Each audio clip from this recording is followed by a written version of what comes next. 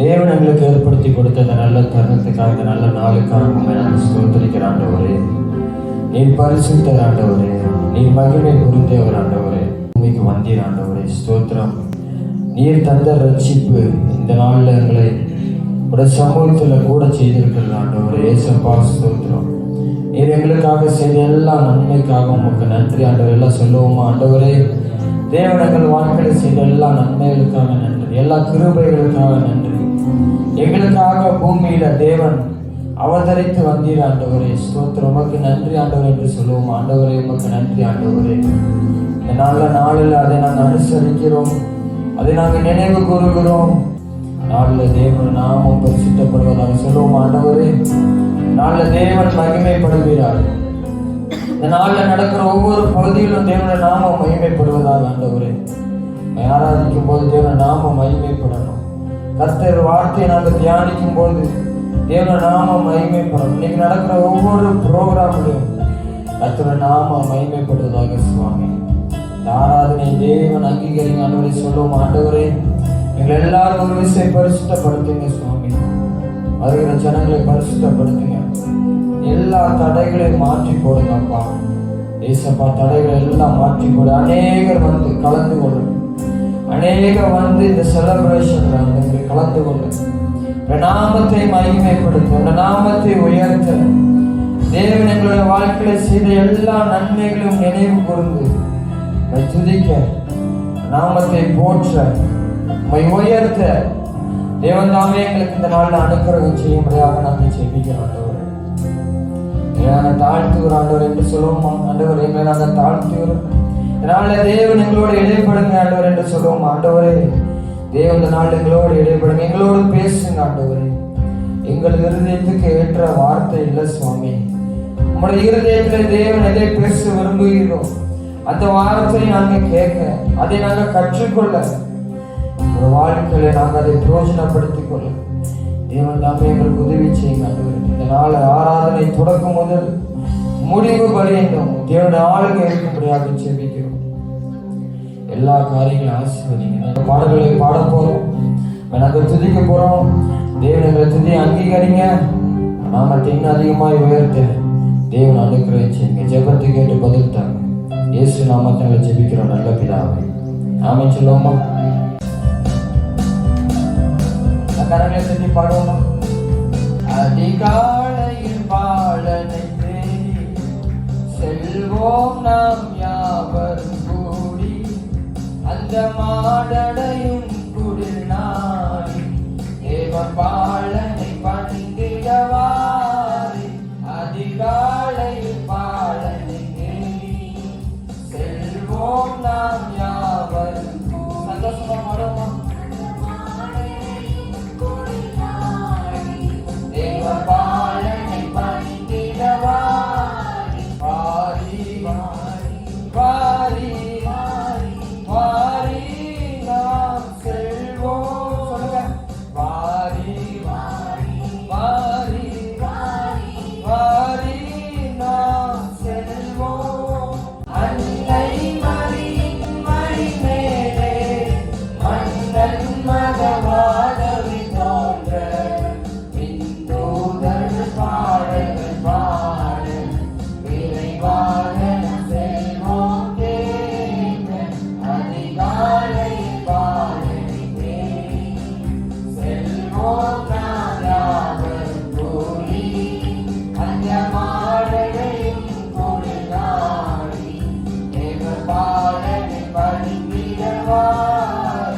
தேவன் மனிதனாக நமக்காக அவதரித்திருக்கிறார். எல்லாரும் அவரை நாங்கள் தொழுது கொள்ள வந்திருக்கிறோம், அவரை மகிமைப்படுத்த வந்திருக்கிறோம், அவரை நம்ம உயர்த்த வந்திருக்கிறோம். அமைச்சிருவோமா?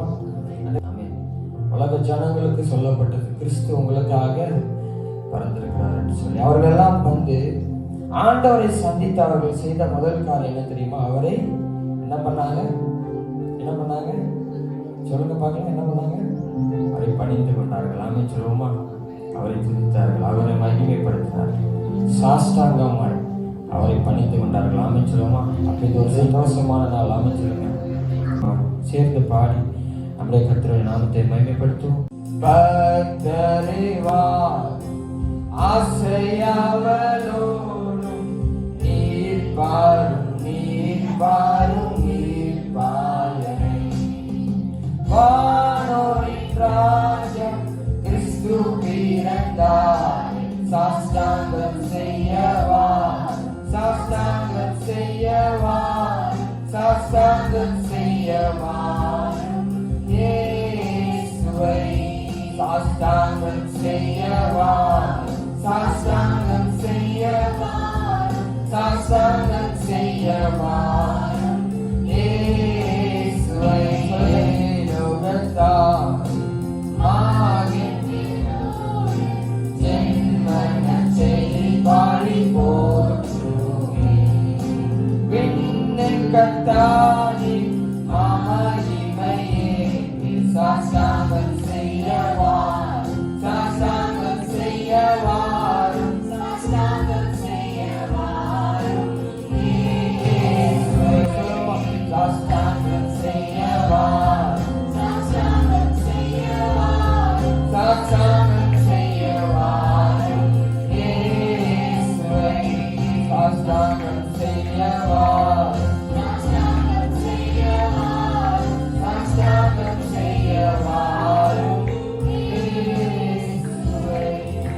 ஆண்டவரே உமக்கே மகிமை செலுத்துகிறான். ஹல்லேலூயா ஸ்தோத்திரம். நாமத்தை நாங்க மகிமைப்படுத்துகிறோம். நாமத்தை நாங்க உயர்த்துகிறோம். எங்களுக்காக பூமியில் அவதரித்த தெய்வமே, எங்களுக்காக ரட்சிப்பை தர ஆண்டவரே, நாங்க ரட்சிப்படைய இந்த பாவ வாழ்க்கையிலிருந்து நாங்க மாறுதல் அடைஞ்சு ஹல்லேலூயா இந்த துன்மார்க்கமான வாழ்க்கையிலிருந்து நாங்க வெளியில வர ஆண்டவரே, எங்களுக்கு ரட்சிப்பை தர தேவன் எல்லா மகிமையை விட்டு ஆண்டவரே, எல்லா கணத்தையும் விட்டு ஆண்டவர் எங்களுக்காக இந்த பூமி இந்த மனிதனாய் அவதரித்த ஆண்டவரே, எல்லா ஸ்தோத்திரம் பண்ணுவோம். அவர் தந்த ரட்சிப்பு எங்களுக்காக பிறந்த தேவன் ஏசப்பா ஸ்தோத்திரிக்க தம்முடைய மகிமையை தம்முடைய சிங்காசனத்தை விட்டு எங்களுக்காக இந்த பூமியில மனிதனாக ஒரு சின்ன குழந்தையாக அவதரித்த ஆண்டவர், நாங்க ரட்சிப்படைய நாங்க உம்மிடத்துல சேர ஆண்டவர், ஆனால் எங்களுக்கு உமக்கு ஒரு உறவை தேவன் எங்களுக்கு ஏற்படுத்தி தர ஆண்டவரே, எல்லாவற்றையும் விட்டு எங்களுக்காக வந்தீங்களா ஆண்டவரே, உமக்கு மகிமை என்று சொல்லுவோம். எல்லா வாயில தந்து சத்தமா ஸ்தோத்திரம் பண்ணுங்க பாருங்கள். எல்லா கண்களும் ஆளை நாங்க உயர்த்துகிறோம். பூமியில சமாதானத்தை உண்டாக்க வந்த தேவன், மனுஷன் மேல பிரியத்தை உண்டாக்க வந்த தேவன் அவர். நம்ம எல்லாம் மகிழ்ந்து களி கூற அவர் வந்தார். ஹல்லேலூயா ஸ்தோத்திரமான வேளராய் நம்மோடு இருக்கும்படியாக, நம்முடைய வாழ்க்கையை மாற்றும்படியாக, இருளான நம்முடைய வாழ்க்கையில ஒரு வெளிச்சமாக வந்த தேவன் ஹல்லேலூயா. அவருடைய கிருபை நமக்கு போதும். சொல்லுங்க பாருங்க, ஆண்டவரே மகிழே மகிழ. இன்னைக்கு நம்ம சந்தோஷமா இருக்கிறோம் என்று சொன்னார், அது நம்ம அவருக்காக நம்மக்காக அவர் வந்தபடிதான். நம்ம மகிழ்ச்சியாக இருக்கிறோம் என்று சொன்னால் அவர் நமக்காக வந்தபடினால்தான். ஹல்லேலூயா ஸ்தோத்திரம். எங்கள் ஊரில் எனக்காக இயேசு பிறந்தார். ஹல்லேலூயா ஸ்தோத்திரிக்கிறோம். தாழ்மையின் ரூபம் எடுத்தார். என் உள்ளம் பொங்குது. இன்னைக்கு என் உள்ளம் பொங்கி அவரை துதிக்குது. எத்தனை பேர் ஆண்டவரை மகிமைப்படுத்துறீங்க? ஹல்லேலூயா ஸ்தோத்திரம். ஹல்லேலூயா. என் உள்ளம் பொங்குதே அவர் அன்பை நினைக்கையிலே. சொல்லுங்க. என் உள்ளம் பொங்குதே அவர் அன்பை நினைக்கையிலே. தேவாதி தேவன் ராஜாதி ராஜன் இறந்தாய் பூமி வந்தார். தூதர்களை பாடினாரே, சொல்லுங்க பார்க்கலாம். தூதர்கள் பாடினாரே, மேய்ப்பர்கள் பாடினாரே, சாஸ்திரிகள் பாடினாரே, இயேசு பிறந்தாரே. பாருங்க சத்தமா. என் உள்ளம் பொங்குதே அவர் அன்பை நினைக்கையிலே. பாருங்க. என் உள்ளம் பொங்குதே அவர் அன்பை நினைக்கையிலே. தேவாதி தேவன் தேவாதி தேவன் ராஜாதி ராஜன் என் தாய்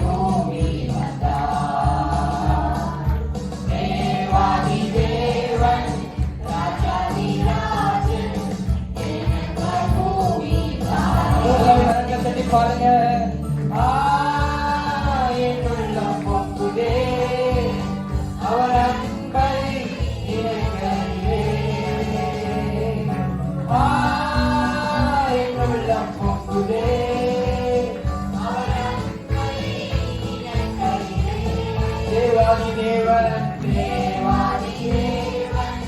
ராஜாதி ராஜன் எனக்காய் பூமி வந்தார். தேவாதி தேவன் ராஜாதி ராஜன் எனக்காய் பூமி வந்தார். நல்ல கரங்களை தட்டி நல்ல கரங்களை தியானம் நாமத்தை மகிமைப்படுத்துவோமா. ஹalleluya ஸ்தோத்திரம் ஸ்தோத்திரம். எல்லா கண்களும் கூட ஆண்டவரை நோக்கி பார்ப்போம். ஆண்டவரே ஹalleluya ஸ்தோத்திரம். எங்களுக்காக வந்த தேவனே இயேசு ராஜா வந்திருக்கிறார். ஹalleluya எல்லாரும் கொண்டாடுவோம். ஹalleluya கைத்தட்டி பாடி மகிழ்ந்திருப்போம். ஹalleluya சேர்ந்து பாடுவோமா. இயேசு ராஜா வந்திருக்கிறார். எல்லோரும் கொண்டாடுவோம். கைதட்டி நாம் பாடுவோம். கரங்களை பாடுங்க. இயேசு ராஜா வந்திருக்கிறார். எல்லோரும் கொண்டாடுவோம். கைதட்டி நாம் பாடுவோம். சொல்லமா கொண்டாடுவோம். கொண்டாடுவோம் கொண்டாடுவோம். கவலைகள் மறந்து நாம் பாடுவோம். கொண்டாடுவோம் கொண்டாடுவோம். கவலைகள் மறந்து நாம் பாடுவோம். இயேசு ராஜா வந்திருக்கிறார். எல்லோரும் கொண்டாடுவோம். கைதட்டி நாம் பாடுவோம். இயேசு ராஜா வந்திருக்கிறார். எல்லோரும் கொண்டாடுவோம். கைதட்டி நாம் பாடுவோம். எல்லா கரங்களை தட்டி சொல்லுங்க. கூப்பிடுனி பதில் கொடுப்பார். குறைகள் எல்லாம் நிறைவாக்குவார். கூப்பிடுனி பதில் கொடுப்பார். குறைகள் எல்லாம் நிறைவாக்குவார். உண்மையாக தேடுவோரை உள்ளத்தில் வந்திடுவார். சொல்லுங்க. உண்மையாக தேடுவோரை உள்ளத்தில் வந்திடுவார். நல்ல கரங்களை தட்டி கொண்டாடுவோம் கொண்டாடுவோம். கவலைகள் மறந்து நாம் பாடுவோம். கொண்டாடுவோம் கொண்டாடுவோம். கவலைகள் மறந்து நாம் பாடுவோம். சொல்லுங்க பார்க்கலாம். இயேசு ராஜா வந்திருக்கிறார். எல்லோரும் கொண்டாடுவோம். கைதட்டி நாம் பாடுவோம். இயேசு என்ற திருநாமத்திற்கு எப்போதுமே மிக ஸ்தோத்திரம். வானிலும் பூமியிலும் வல்லமையுள்ள நாமம். ஆண்டவரை ஆராதிப்போமா. வானிலும் பூமியிலும் மேலான நாமம். வல்லமையுள்ள நாமம். தூயர் சொல்லி துதித்திடும் நாமமது. தூயர் சொல்லி துதித்திடும் நாமமது. இயேசு என்ற திருநாமத்திற்கு எப்போதுமே மிக ஸ்தோத்திரம். இயேசு என்ற திருநாமத்திற்கு எப்போதுமே மிக ஸ்தோத்திரம்.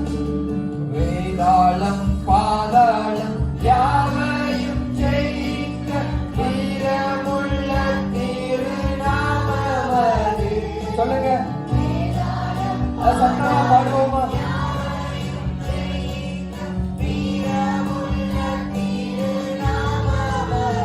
நாமும் வென்றிடுவோம்.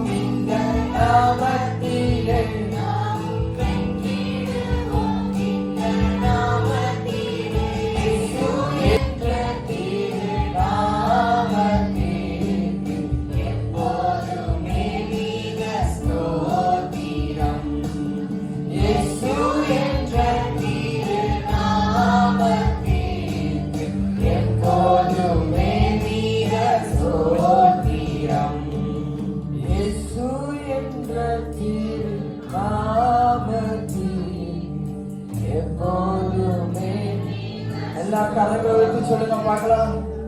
இயேசு என்ற திரு நாமத்தில் எப்போதுமே ஸ்தோத்திரம்.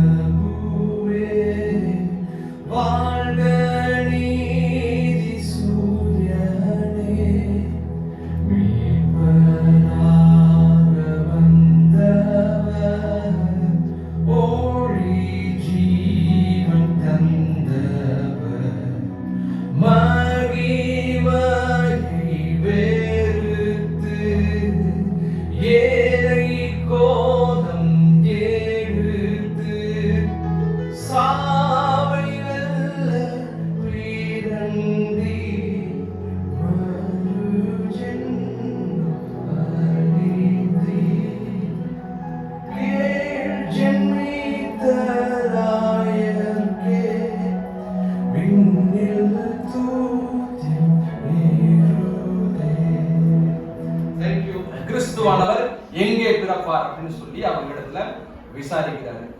அவங்க சொல்றாங்க பெத்லகேமிலே பிறப்பார். யார் சொல்றா?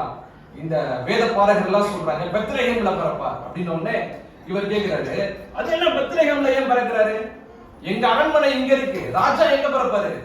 அரண்மனையில பிறப்பாரு, எனக்கு வாரிசா பிறப்பாரு, அது என்ன பெத்லகேம்ல பிறக்கிறது அப்படின்னு சொல்லி அவர் கேட்ட உடனே அவங்க சொல்றாங்க, இல்ல வேதத்துல அப்படிதான் எழுதி இருக்கு, வேதத்துல அப்படிதான் எழுதி இருக்கு.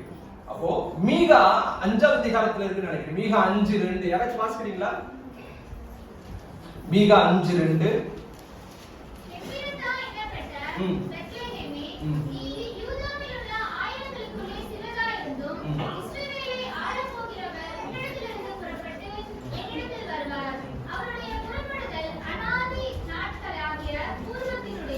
போதும். இப்போ அவங்க அந்த வேத வசனங்கள் எல்லாம் ஆராய்ச்சி பண்ணி சொல்றாங்க, ஆமா ஒரு ராஜா பிறப்பாருன்னு வேதத்துல எழுதி இருக்கு. எங்க பிறப்பாராங்க? பெத்லகேம்ல பிறப்பார் அப்படின்னு சொல்லி எழுதப்பட்டிருக்கு. சரியா? சில பேர்லாம் நல்லா வளர்ந்து ரொம்ப உழைச்சு பெரிய ஆளாகி ராஜாவா மாறுவாங்க. சில பேர் அவங்க அப்பா ராஜாவா இருப்பாங்க, அவங்க அப்பா இறந்து போனதுக்கு அப்புறம் அடுத்து அவங்க ராஜாவா மாறுவாங்க. ஆனா இயேசு கிறிஸ்து அப்படி அல்ல, பிறக்கும் போதே அவர் ராஜாவா தான் பிறந்தார். அல்லேலூயா, ஆமென். அதே போல சில பேர் எப்படி பண்ணுவாங்க அப்படின்னா, கொஞ்ச காலம் நல்லா இருப்பாங்க, சாதாரண எளிய மக்களா பாமரர்களா வாழ்ந்து கொண்டே இருப்பாங்க. சமுதாயத்துல நடக்கக்கூடிய பிரச்சனைகள் அக்கிரமங்கள் அது எல்லாத்தையும் பார்க்க அவங்க மனசுக்குள்ள ஒரு என்ன வரும்? ஒரு பயம், ஒரு வேகம் வரும். அந்த வேகம் வந்தவனே சமுதாயத்தின் மேல இருக்கக்கூடிய அக்கறையில அவங்க என்ன மாறுவாங்க, ஒரு தலைவனா மாறுவாங்க. ஆனா இயேசு கிறிஸ்து அப்படியே இல்ல. பிறக்கும் போதே அப்படிப்பட்ட அபிஷேகத்தோட தான் அவர் பிறக்கிறார். ஒரு ராஜ அபிஷேகத்தோட தான் அவர் பிறக்கிறார். ஒரு தீர்க்கதரிசியா தான் அவர் பிறக்கிறார். அவர் ஒரு தேவனுடைய குமாரனா தான் பிறக்கிறார். சரியா? அது எழுதப்பட்டிருக்கிறது. அப்ப அதெல்லாம் வாசிச்சு காட்டுறாங்க. இயேசு ஒரு கிறிஸ்துன்னு ஒரு ராஜா பிறக்கிறார். அவர் எங்க பிறக்கிறார்? பெத்லகேம்ல பிறக்கிறார். இந்த பெத்லகேமை பத்தி இந்த வசனம் எழுதும்போது என்ன சொல்லுது? பெத்லகேம் வந்து ஒரு சின்ன ஊரு. பெத்லகேம் எப்படி இருக்கும்? ஒரு சின்ன ஊர், யூதேயாவில் உள்ள பெத்லகேம். அது ஏன் இந்த யூதேயாவில் உள்ள பெத்லகேம் எழுதியிருக்கிறாங்கன்னா, கலிலேயாவிலும் ஒரு பெத்லகேம் இருந்துச்சாம். கலிலேயான்னு ஒரு ஊர் இருக்கு இல்லையா, அங்க ஒரு பெத்லகேம் இருந்துச்சு. அதை வித்தியாசப்படுத்தி காட்டுறதுக்காக தான் அந்த பெத்லகேம்ல யூதேயால இருக்கக்கூடிய இந்த சின்ன பெத்லகேம், இந்த சின்ன ஊர்ல தான் இயேசு கிறிஸ்து பிறக்கிறார். ஹல்லேலூயா. இப்போ இயேசு கிறிஸ்துவுடைய பிறப்பு மிக நம்மளை ஆச்சரியப்படுத்துது. என்ன அப்படின்னா, அவர் தெரிவு செஞ்ச இடம் வந்து ஒரு சின்ன ஒரு ஊர். இப்ப நம்ம ஊர்ல நிறைய பெரிய அரசியல் தலைவர்களா இருக்காங்க, முதலமைச்சர் இருக்கிறாங்க, நிறைய சினிமா பிரபலங்கள் இருக்கிறாங்க. அவங்க எல்லாம் வாழக்கூடிய இடம் எது? சென்னை. ஏன் சென்னைனா, சென்னை தான் இருக்கிறதுல மிக வளர்ந்த ஒரு சிட்டி, நகரம். யாராவது போய் ஒரு கிராமத்துல போய் இருப்பாங்களா? சின்ன ஊர்ல போய் பிரபலியமானவங்க இருக்க மாட்டாங்க. ஆனா இயேசு கிறிஸ்து அப்படி ஒரு பிரபலியமான எருசலேமை தெரிந்தெடுக்கல. எருசலேம்ல தான் தேவாலயம் இருக்கு, அங்க தெரிந்தெடுக்கல. ஒரு சின்ன ஒரு ஊர் பெத்லகேம், அததான் இயேசு கிறிஸ்து தெரிந்தெடுத்தார். ஹல்லேலூயா. பிலிப்பியர் 2வது அதிகாரத்துல நம்ம வாசிக்கிறோம், அவர் வந்து தேவனுடைய ரூபமாய் இருந்தும் தேவனுக்கு சமமாய் இருப்பதை கொள்ளையாடின பொருளாக எண்ணாமல். இந்த உலகத்துல பிறக்கிறதுக்கு முன்னாடி இயேசு கிறிஸ்து எங்க இருந்தார்? இந்த உலகத்துல இயேசு 2000 வருஷத்துக்கு முன்னாடி பிறந்தார். பிறக்கிறதுக்கு முன்னாடி அவர் தேவனோடு இருந்தார், தேவனுக்கு சமமாய் இருந்தார். அப்போ அங்க எப்படி இருந்திருப்பாரு? சிம்மாசனத்துல உட்கார்ந்து இருப்பாரு. நிறைய தேவ தூதர்கள் அவரை வணங்கிட்டு இருந்திருப்பாங்க, துதிச்சுக்கிட்டு இருந்திருப்பாங்க. அவருக்கு ரொம்ப சௌகரியமா இருந்திருக்கும் இல்லையா, ரொம்ப கம்ஃபர்டபுளா இருந்திருப்பாரு. எந்த பிரச்சனையும் அங்க கிடையாது. அதான் சொல்லுது, அதை அவர் வந்து பெரிய ஒரு ஆப்பர்ச்சுனிட்டியாலாம் எடுத்துக்கல. ஆக நம்ம வந்து கடவுளா இருக்கிறோம், இப்படியே மேலே உட்கார்ந்துக்கிறோம் அப்படின்னு அவர் நினைக்காம தம்மை தாமே தாழ்த்தி அடிமையின் ரூபம் எடுத்து மனுஷர் சாயலானார். மனுஷர் சாயலானார். இந்த மனுஷர் சாயலானார்ன்றது வந்து ஒரு பெரிய விஷயம். ஏன் தெரியுமா?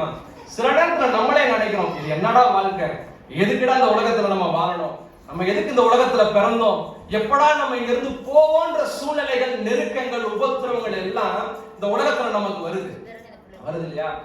அப்போ இந்த உலகம் வந்து அந்த அளவுக்கு ஒரு பிரச்சனை மிகுந்த இடமா தான் இருக்கு, ஒரு பிரச்சனைக்குரிய ஸ்தலமா தான் இருக்கு. ஒரு பிரச்சனை வருது, அந்த பிரச்சனை முடிஞ்ச உடனே அடுத்த பிரச்சனை வரிசையா வந்துருது. அப்போ நம்ம வாழ்ற காலம் முழுக்க பிரச்சனைகள், கண்ணீர்கள், உபத்திரவங்கள், இது எல்லாத்தையுமே நம்ம சந்திக்கிறவங்கள தான் இருக்கும். அப்படிப்பட்ட பூமியில ரொம்ப சௌகரியமான இடத்துல இருந்து இந்த பூமிக்கு வர பிரச்சனை நிறைஞ்ச இடத்துக்கு அவர் வருகிறார். தம்மை தாமே தாழ்த்தி அடிமையின் ரூபம் எடுத்து மனுஷர் சாயலானார். எவ்வளவு தாழ்த்தினார் பாருங்க. ஒரு சின்ன ஊரை தெரிவு செய்யறாரு. அது மட்டும் இல்ல, அந்த சின்ன ஊர்ல கூட அவர் எங்க பிறக்கிறாரு? ஒரு சின்ன ஒரு தொட்டி. என்ன தொட்டி? ஆடு, மாடு, கழுதை இதுக்கெல்லாம் உணவு வைப்பாங்கள, அந்த உணவு வைக்கக்கூடிய தொட்டி. அதுக்கு பேர் தான் முன்னணை. பிள்ளையை முன்னணையிலே கிடத்தி இருக்க காண்பீர்கள் அப்படின்னு சொல்றாங்க இல்லையா? முன்னணைனா உணவு, விலங்குகளுக்கு உணவு வைக்கக்கூடிய ஒரு சின்ன தொட்டி. அந்த தொட்டியில வந்து பிறந்து அவர் படுத்திருக்கிறார். ஆமென். அப்போ எவ்வளவு ஒரு தாழ்மை உள்ள கடவுளை நம்ம ஆராதிக்கிறோம். சோ அந்த கடவுள் இன்னைக்கு கிறிஸ்து பிறக்கும் போதே ராஜாவாக நம்ம வாழ்க்கையிலும் பிறக்க விரும்புகிறார். நம்ம நினைக்கலாம், நான் ரொம்ப அற்பமானவன், என்ன சொந்த பந்தங்கள் நேசிக்கல, என்ன நண்பர்கள் என்ற எண்ணம் பண்ணுகிறார். சிறியவனை குப்பையிலிருந்து உயர்த்தி புழுதியிலிருந்து எடுத்து அவர் ராஜாவாக மாற்றுகிறது. ஹல்லேலூயா. ஆமென்.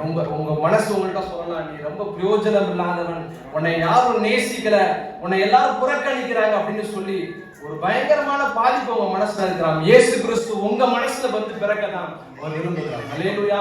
அவர் சௌகரியமான இடத்தை அவர் தெரிவு செய்யல. அவர் ரொம்ப ஒரு குறுகலான ஒரு சின்ன ஒரு ஊர், ஒரு சின்ன ஒரு தொட்டி, அதுலதான் அவர் பிறந்தார். ஆமென். நிறைய நேரத்துல நம்ம பார்க்கிறோம், மாட்டு தொழுவத்துல அவர் பிறந்தார் அப்படின்னு சொல்றோம். மாட்டு தொழுவம் எப்படி இருக்கும்?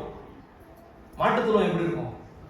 ரொம்ப அருவமா, வாசனை ரொம்ப கமகமன் இருக்குமா? இல்ல. மாட்டு தொழுவம் எப்படி இருக்கும்? அப்படிப்பட்ட ஒரு இடத்துல இயேசு கிறிஸ்து வந்து பிறக்கிறார். அப்போ அவர் கேட்கிறார், அத்தனை பெத்லகேம்ல அவர் வந்து பிறக்கிறார் அப்படின்னு சொல்லி. ஆனா அங்க அப்படி எழுதப்பட்டிருக்கிறது, ஒரு கிறிஸ்து வந்து பெத்லகேம்ல பிறப்பார் அப்படின்னு சொல்லி. சரி, அடுத்து 7வது வசனத்துல இந்த ராஜா என்ன பண்றாருன்னா, அந்த சாஸ்திரிகள் அந்த நட்சத்திரத்தை பார்த்து வந்தாங்க இல்லையா? அந்த நட்சத்திரத்தை அவங்க பார்த்து வந்தது, இதை நம்ம கொஞ்சம் நுட்பமா நம்ம கவனிக்கணும். இந்த நட்சத்திரத்தை பார்த்து ஒருத்தர் பிறந்திருக்கிறான்னு கணிக்கிறாங்க. சில நேரத்தில் நமக்கு இது பிடிக்கும். அப்போ இந்த 4 நட்சத்திரம்லாம் பாக்குறாங்களே, அதுல உண்மையா இருக்குமோ?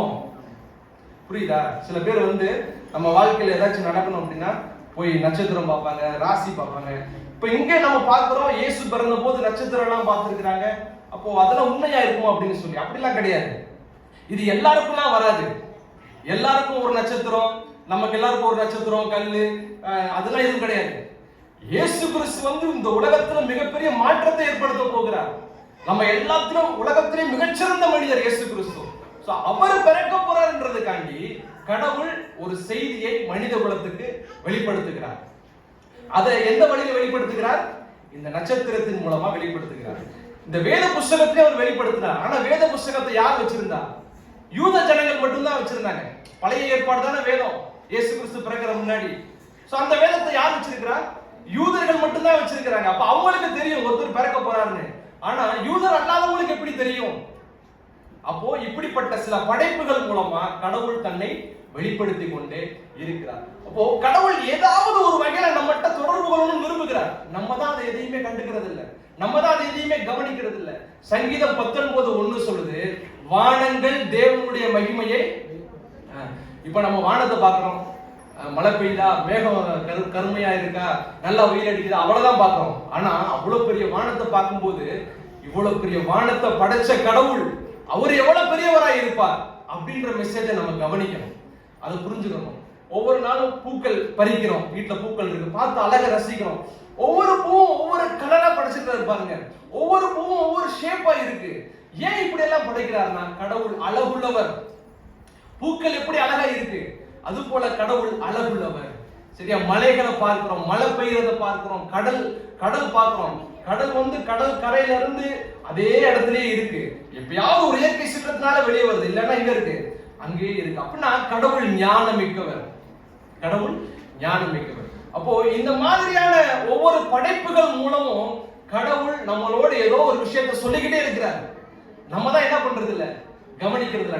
நம்ம சொல்றோம், கடவுள் ஏன் கூட எல்லாம் பேசுறது இல்ல, கடவுள் ஏன் கூட பேசுறது இல்ல. அவர் பேசுறாரு, ஆனா நம்ம காது என்ன பண்ணல, காது கேட்கல, நம்ம கவனிக்க தவறு. சரி, நான் ஒரு क्वेश्चन கேக்குறேன் உங்ககிட்ட, எத்தனை பேர் சொல்றீங்கன்னு பார்க்கலாம்.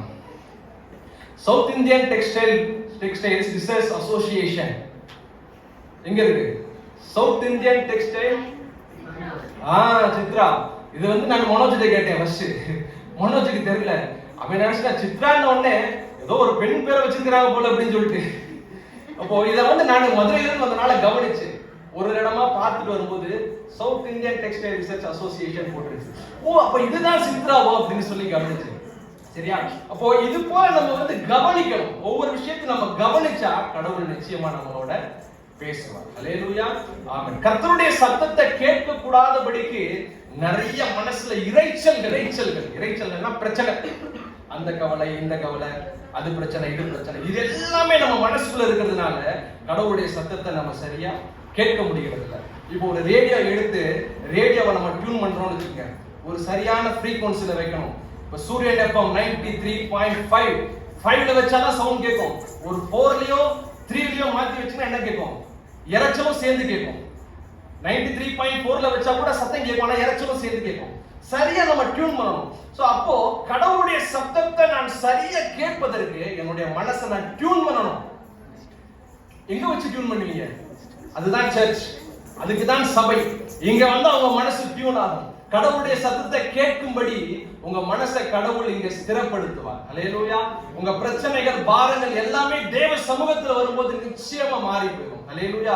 இயேசு சொன்னார், வருத்தப்பட்டு பாரம் சுமக்கிறவர்களே நீங்கள் எல்லாரும் என்னிடத்தில் வாருங்கள், நான் உங்களுக்கு இளைப்பாறுதல் தருவேன். அப்படின்னா நிறைய பிரச்சனைகளை, பாரங்களை, சுமைகளை நீங்க சுமந்துகிட்டு இருக்கிறீங்க, நீங்க ஏன்ட்ட வாங்க, நான் உங்க மனசுக்கு சமாதானத்தை தருவேன் சொன்னார். அல்லேலூயா. இந்த உலகம் தரக்கூடாத சமாதானத்தை நான் உங்களுக்கு தருகிறேன்னு சொன்னார். உலகத்துல நீங்க எங்க தேடினாலும், எதை நீங்க அனுபவிச்சு பார்த்தாலும் கிடைக்காத சமாதானம் இயேசுவின் இடத்துல உண்டு. இந்த உலகத்தை பயங்கரமா ஆண்டு அனுபவிச்ச ஒரு நபர் பைபிள்ல இருக்கிறாரு. அவர் யார் தெரியுமா? சாலமோன். சாலமன் ராஜா. அவர் சொல்றாரு, என் கண்களில் இச்சித்தவைகளில் ஒன்றையும் நான் அதுக்கு எல்லாத்தையுமே நான் அனுபவிச்சிட்டேன். என் வாழ்க்கையில நான் அனுபவிக்காதது ஒண்ணுமே கிடையாது. ஆனா எல்லாம் மாயையும் மனதுக்கு சஞ்சலமுமாய் இருக்கிறது. அப்போ சந்தோஷத்தை தேடி அமைதியை தேடி மனுஷன் எங்கெங்கயோ ஓடுறான். எப்படியாவது பொழுதுபோக்கு காரியங்கள்ல தன்னை ஈடுபடுத்தி கொஞ்ச நேரமாவது ரிலாக்ஸா இருக்கணும்னு நினைக்கிறான். ஆனா அது அவனுக்கு நிரந்தரமாய் இருப்பது இல்லை. இயேசு சொல்றார், நான் உங்களுக்கு உலகம் தரக்கூடாத சமாதானத்தை தருகிறேன். அல்லேலூயா, ஆமென். அதற்காக தான் இயேசு கிறிஸ்து பிறந்தார். ஒரு கிறிஸ்தவ மதத்தை ஸ்தாபிக்கிறதுக்காக இயேசு பிறக்கல. அவர் வாயிலிருந்து ஒருபோதும் கிறிஸ்தவம், கிறிஸ்தவர்கள்ன்ற வார்த்தை ஒருபோதும் வரவே இல்லை. அல்லேலூயா, ஆமென். அவர் நம்ம மனசுக்கு சமாதானத்தை தர்றதுக்காக அவர் இந்த உலகத்துல பிறந்தார்.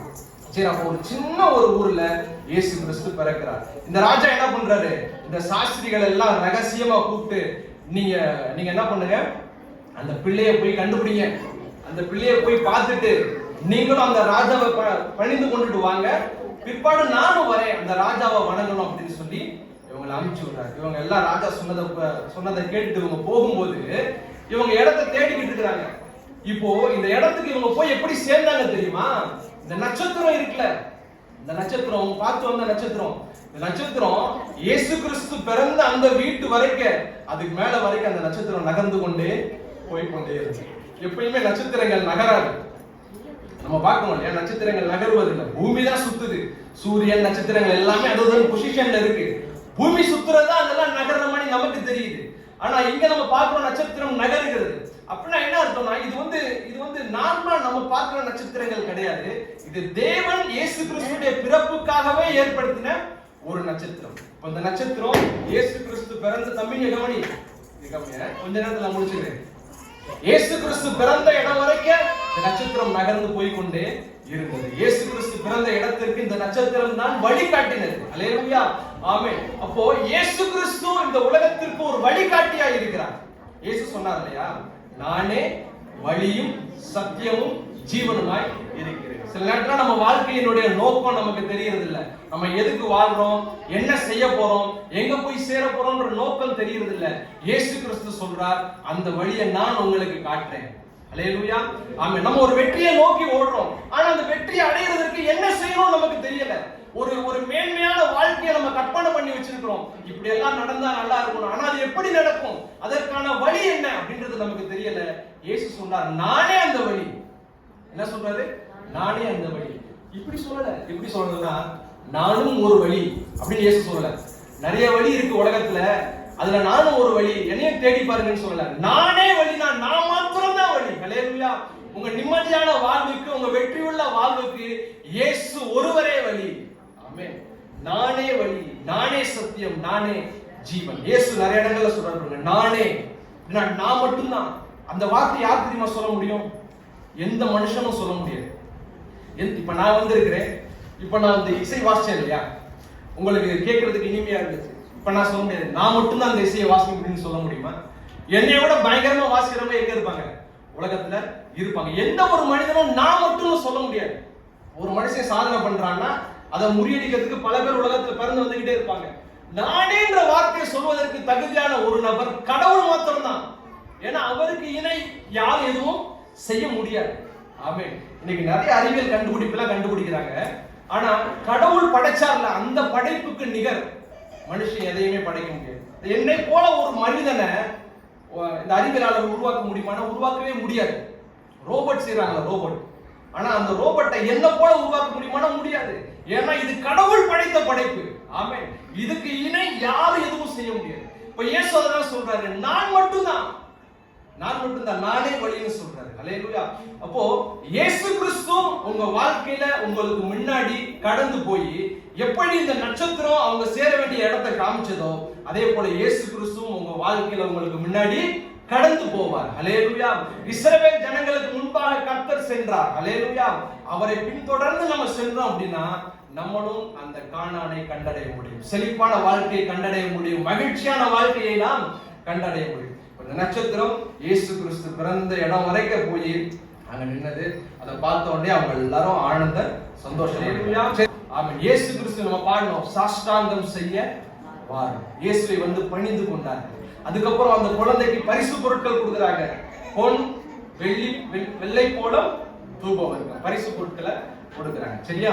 இப்போ காலையில நானும் மனோஜ் பேசிட்டு இருக்கும்போது மனோஜ் என்கிட்ட ஒரு கொஸ்டின் கேட்டாரு.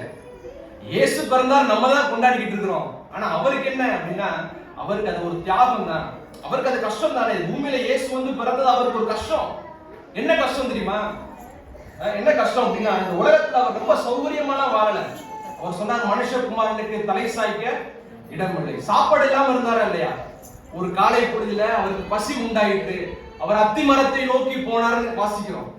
இயேசு கண்ணீர் விட்டார்னு வாசிக்கிறோம். இப்போ எந்த ஒரு கவலையும் கஷ்டமும் தேவையில்லாத ஒரு மனிதர் இந்த உலகத்துல பிறந்தது அவருக்கு ஒரு கஷ்டமான விஷயம். ஆனா நம்ம கொண்டாடிக்கிட்டு இருக்கிறோம். சரியா? இப்போ நம்ம இயேசுவுக்கு என்ன பரிசு பொருளை கொடுக்க போறோம்? நமக்காக எவ்வளவு கஷ்டப்பட்டு இந்த பூமியில பிறந்து சிலுவையில ரத்தம் சிந்தி மரிச்சாரு, அவருக்கு நம்ம என்ன பரிசு கொடுக்க போறோம்? நம்ம புது வஸ்திரம் போடுறோம், கேக் சாப்பிடுறோம், பிரியாணி செஞ்சு சாப்பிடுறோம், கிறிஸ்துமஸ் செலிப்ரேட் பண்றோம். அவருக்கு என்ன செய்ய போறோம்? கிறிஸ்துமஸ்ல அவருக்கு என்ன செய்ய போறோம்? அவங்க என்ன பண்ணாங்க? பணிந்து கொண்டாங்க. அதுதான் நம்மளும் செய்யணும். இயேசுவை பணிந்து கொள்ள வேண்டும், இயேசுவை உண்மையாய் ஆராதிக்க வேண்டும், இயேசுவை உண்மையாய் நம்ம வணங்க வேண்டும். இயேசு அதை எல்லாவற்றையும் ஏற்றுக்கொள்கிறார், இயேசு அதை எல்லாவற்றையும் அங்கீகரிக்கிறார். அல்லேலூயா. பைபிள்ல பல இடங்கள்ல இயேசுனுடைய காலில் வந்து நிறைய பேர் விழுந்தாங்க, விழுந்து பணிந்து கொண்டாங்க. இயேசு என்ன பண்ணல? வேணா என் காலில் எல்லாம் விழாதீங்கன்னு சொல்லல. இப்போ நான் வந்து ஒருத்தருக்கு நிறைய உதவி செஞ்சுட்டேன்னு வச்சுக்கோங்க, பயங்கரமான உதவி செஞ்சுட்டேன், அவரால் எனக்கு நன்றி வார்த்தையால சொல்ல முடியல. அப்போ ஒரு டக்குன்னு வந்து என் காலில் வந்து விழுகிறாருன்னா நான் என்ன பண்ணுவேன்? ஐயோ விழுகாதீங்கன்னு தள்ளி போயிடுவேன். விழுகக்கூடாது, காலில் விழுக தூக்கி விடுவேன். நம்ம எல்லாரும் அதான் செய்வோம். ஆனா இயேசுடைய காலில் வந்து அநேகர் விழுந்த போது இயேசு என்ன பண்ணார்? அதை ஏற்றுக்கொண்டார், அதை அங்கீகரித்தார். அப்படின்னா கடவுள் தன்னால் படைக்கப்பட்ட தன்னுடைய பிள்ளைகள் தன்னை வணங்க வேண்டும், தன்னை ஆராதிக்க வேண்டும், தன்னோடு உறவு கொள்ள வேண்டும் என்பதை எதிர்பார்க்கிறார். 10 குஷ்டரோகிகள் வந்தாங்க, இயேசு கிறிஸ்து 10 பேரை சுகமாக்கிட்டாரு. ஆனா திரும்ப வந்து நன்றி சொன்னது யாரு? ஒருத்தர் தான். அந்த ஒருத்தரை மட்டும் ஆசீர்வதிச்சுட்டு விடல. அவர் கேட்டார், மத்த 9 பேர் எங்கே? அப்படின்னு என்ன அர்த்தம்? கடவுள் எதிர்பார்க்கிறார், என் பிள்ளைகள் என்னிடத்துல வரணும்னு எதிர்பார்க்கிறார்.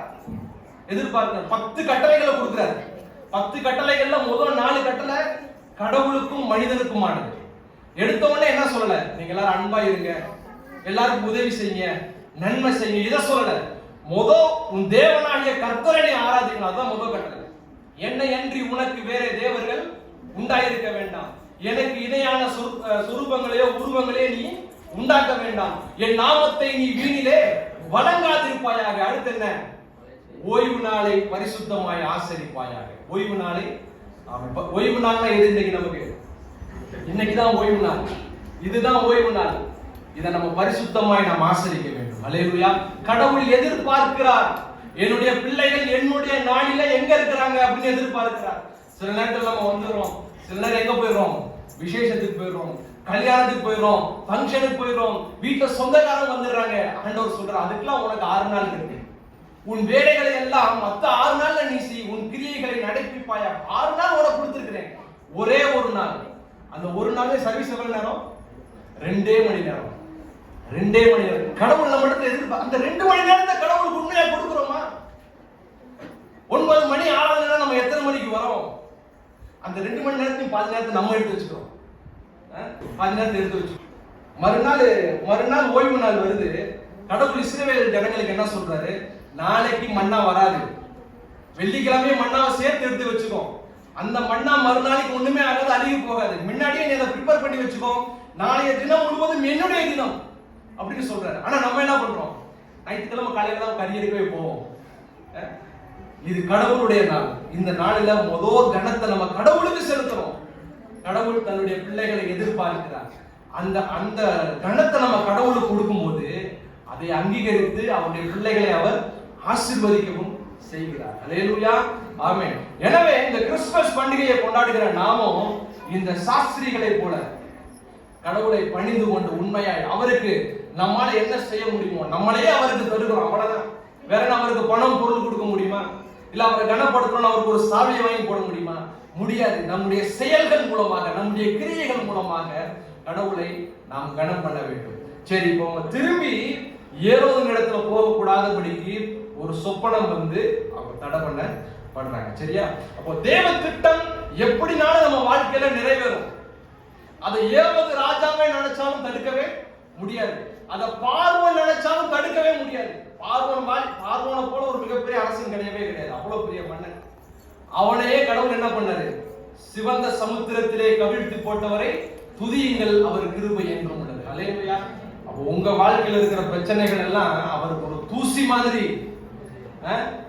தேவன் உங்க மேல வச்சிருக்கிற திட்டம் நிச்சயமாய் நிறைவேறும். சில நேரத்தில் நிறைவேறாம போறதுக்கு காரணம் என்ன? நம்ம அவிசுவாசப்படுறோம், நம்ம அவசரப்படுறோம். நம்ம பொறுமையா நிதானமா இருந்தோம்னா கர்த்தர் நமக்காக யுத்தம் செய்வார். அல்லேலூயா. தரிசனத்தை தந்தவர், திட்டத்தை தந்தவர், அவரே அதை நிறைவேற்றி முடிப்பார். அல்லேலூயா. ஆமென். எத்தனையோ வல்லரசுகள், எத்தனையோ சாம்ராஜ்யங்கள், எத்தனையோ அரசர்கள் தோன்றினாங்க. இந்த கிறிஸ்தவத்தை அழிச்சிடலாம், இந்த வேதாகமத்தை ஒண்ணும் இல்லாம ஆக்கிடலாம்னு சொல்லி. ஆனாலும் 2000 வருஷம் தாண்டியும் இன்றைக்கும் இயேசு கிறிஸ்துவின் உபதேசம் நிலைத்திருக்கிறது. அப்படின்னா இதை விட சத்தியம் இந்த உலகத்துல எதுவுமே கிடையாது. அல்லேலூயா. இன்றைக்கும் நிலைத்திருக்கிறது. ஒருத்தருடைய பிறந்த நாளை 2000 வருஷமா செலிப்ரேட் பண்ணிட்டு இருக்கிறோம்னா அவர் இந்த உலகத்துல செஞ்ச தாக்கம் எவ்வளவு பெருசு நீங்க நினைச்சு பாருங்க. அதுவும் ஒரு 60-70 வயசு வரை வாழ்ந்தாரா? 33 வயசு வாழ்ந்தாலும் ஒரு அர்த்தமுள்ள வாழ்க்கையை அவர் வாழ்ந்துட்டு போயிருக்காரு. அவரை போல வாழ நாம் அழைக்கப்பட்டிருக்கிறோம். அல்லேலூயா. நம்ம எல்லாருக்கும் முன்மாதிரி அவர் வாழ்ந்தார். அவர் சொன்னாரு, நான் செய்தது போல நீங்களும் செய்யுங்கள். சீசர்களுக்கு எல்லாம் ஒரு எண்ணம் என்ன தெரியுமா? தங்களில் யார் பெரியவன்? 12 பேர் இருக்கிறோம், யார் முதன்மையானவன் ஒரு எண்ணம். இயேசு என்ன பண்ணாரு? நானே உங்களோட பெருசு கிடையாது, எல்லாரும் வரிசையா உட்காருங்கன்னு சொல்லி அவங்களுடைய பாதங்களை எல்லாம் கழுவி விட்டார். இப்ப அவர் சொல்லல, நீங்க தாழ்மையா இருந்துட்டு போங்க, இப்படிலாம் நீங்க நினைக்காதீங்க. செஞ்சு காட்டுறாரு. இப்படி இருங்க, ஒரு அடிமையை போல பாதங்களை கழுவி அவர் வந்து சொல்றாரு. அப்படின்னா இயேசு கிறிஸ்துடைய வாழ்க்கை நமக்கு முன்மாதிரியா இருக்கிறது. அல்லேலூயா. அவரை போல வாழ நாம் அழைக்கப்பட்டிருக்கிறோம். எனவே இந்த கிறிஸ்துமஸ் பண்டிகையை கொண்டாடுகிற நாமும் கூட வெறும் புத்தாடைய போட்டுட்டு சந்தோஷமா நல்லா கேக் பிரியாணி எல்லாம் சாப்பிடுறதை தாண்டி, அதுவும் தேவைதான், அது வேணாம் நான் சொல்லல, அதையும் தாண்டி அவரை போல நான் வாழ வேண்டும். அல்லேலூயா. அவரை போல என் வாழ்க்கையும் பேசப்பட வேண்டும். அவரை போல நானும் இந்த சமுதாயத்திற்கு, என் குடும்பத்திற்கு, என் திருச்சபைக்கு பிரயோஜனம் உள்ளவனாக வாழ வேண்டும் என்று நாம் உறுதி எடுப்போம். அதுதான் உண்மையான கிறிஸ்துமஸ். ஆமென். கர்த்தர் உங்களை ஆசீர்வதிப்பார். Happy Christmas to all. Thank you. ஸ்தோத்திரம் ஆண்டவரே, ஸ்தோத்திரம் ஆண்டவரே, ஸ்தோத்திரம் ஆண்டவரே. கிறிஸ்மஸ் நாளிதே, கிறிஸ்மஸ் நாளிதே, கிறிஸ்மஸ் நாளிதே, கிறிஸ்மஸ் நாளிதே. எல்லோரும் பாடி கொண்டாடி மகிழும் கிறிஸ்மஸ் நாளிதே. எல்லோரும் பாடி கொண்டாடி மகிழும் கிறிஸ்மஸ் நாளிதே. சேர்ந்து கிறிஸ்மஸ் நாளிதே, கிறிஸ்மஸ் நாளிதே, கிறிஸ்மஸ் நாளிதே, கிறிஸ்மஸ் நாளிதே. எல்லோரும் பாடி கொண்டாடி மகிழும் கிறிஸ்மஸ் நாளிதே. எல்லோரும் பாடி கிறிஸ்மஸ் நாளிதே. மேய்ப்பர்கள் வணங்கிட சாஸ்திரிகள் தொழுவில் பிறந்திட்டார் இயேசு. மேய்ப்பர்கள் வணங்கிட சாஸ்திரிகள் தொழுவில் பிறந்திட்டார் இயேசு. குடும்பங்கள் சேர்ந்திட இயேசுவை தொழுந்திட பிறந்திட்டார் இயேசு. குடும்பங்கள் சேர்ந்திட இயேசுவை தொழுதில் பிறந்திட்டார் இயேசு. எல்லாம் சேர்ந்து பாடலாமா? கிறிஸ்மஸ் நாளிதே, கிறிஸ்மஸ் கிறிஸ்மஸ் நாளிதே, கிறிஸ்மஸ் எல்லோரும் பாடி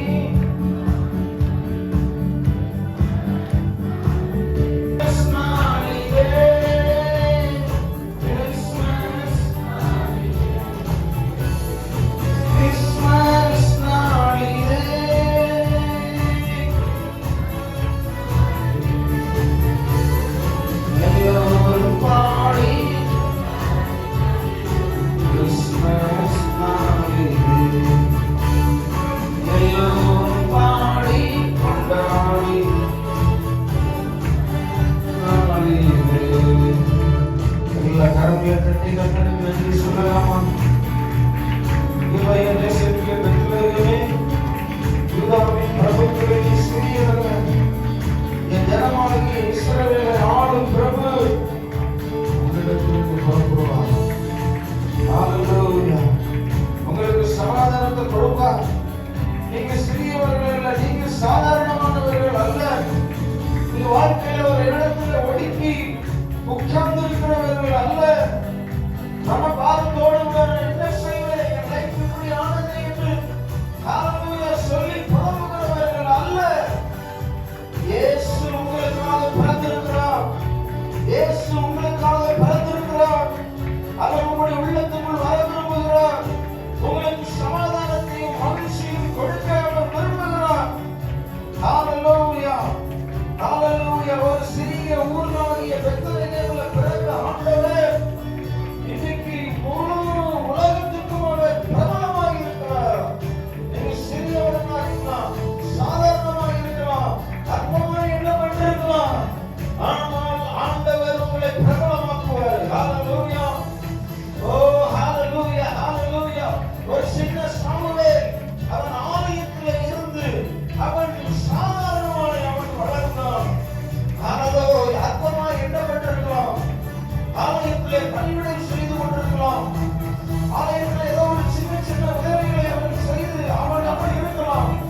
ஏற்ற காலம் வரும் பொழுது கர்த்தர் தான் முதல் பெயர்சோபா வரைக்கும் ஒரு பிரசித்தி பெற்ற ஒரு தீர்க்கதரிசியாக கர்த்தர் அவனை மாற்ற முடியும் என்று சொன்னார்.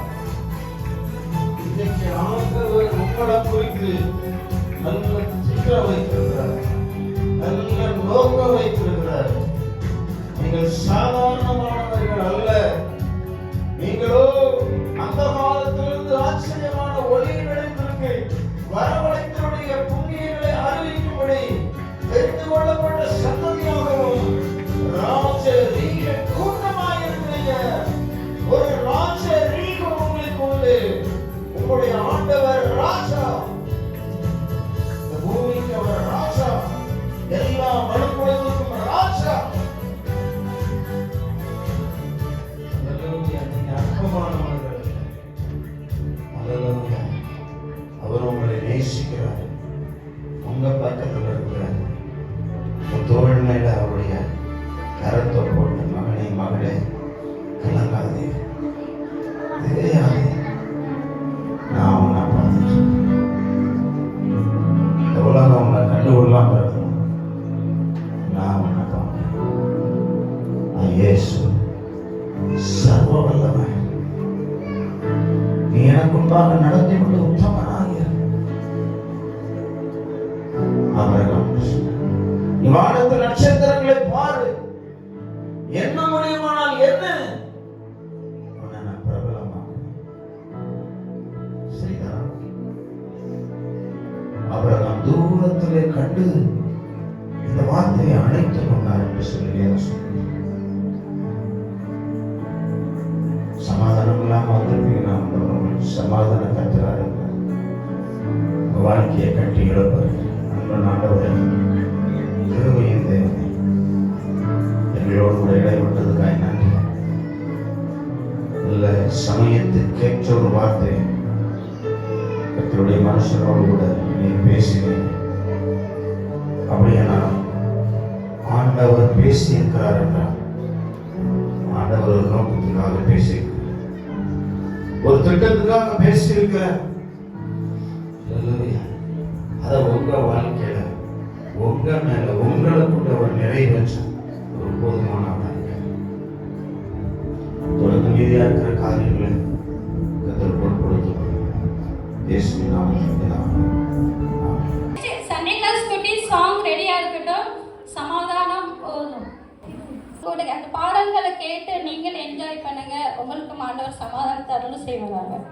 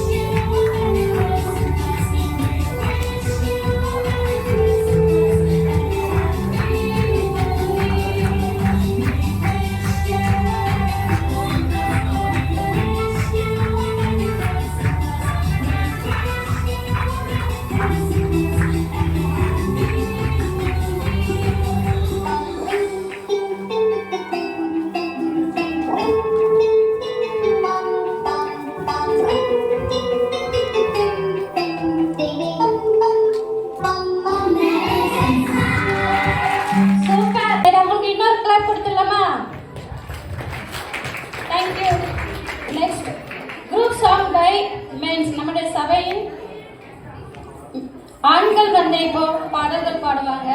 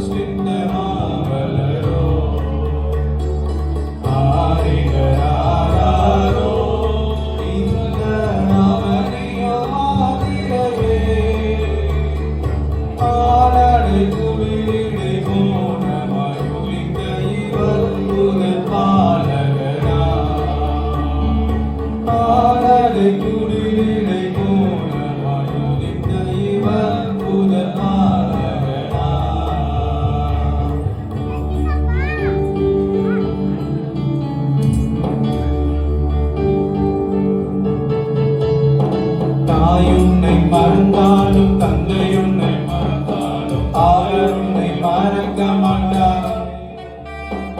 நண்பருன்னை மறந்தாலும் உற்றார் உன்னை மறந்தாலும் அவர் உன்னை மறக்க மாட்டார். தாயுன்னை மறந்தாலும் தந்தை உன்னை மறந்தாலும் அவர் உன்னை மறக்க மாட்டார். நண்பர் உன்னை மறந்தாலும் உற்றார் உன்னை மறந்தாலும் அவர் உன்னை மறக்க மாட்டார். கரம் பிடித்து நடத்திடுவார், கண்மலை மேல் நிறுத்திடுவார்.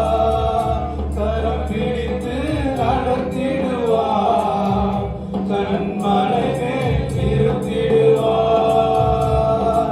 எந்தன் இயேசுவே, எந்தன் இயேசுவே, எந்தன் இயேசுவே, எந்தன் இயேசுவே. பாவங்கள் போகவே சாபங்கள் நீக்கவே பூலோகம் வந்தாரையா. மனிதனை மீட்கவே பரலோகம் திறக்கவே சிலுவையை சுமந்தாரையா. பாவங்கள் போகவே சாபங்கள் நீக்கவே பூலோகம் வந்தாரையா. மனிதனை மீட்கவே பரலோகம் திறக்கவே சிலுவையை சுமந்தாரையா. கரம் பிடித்து நடத்திடுவார், கண்மலை மேல் நிறுத்திடுவார். கரம் பிடித்து நடத்திடுவார், கண்மலை மேல் நிறுத்திடுவார். எந்தன் இயேசுவே, எந்தன் இயேசுவே, எந்தன் இயேசுவே, எந்தன் இயேசுவே.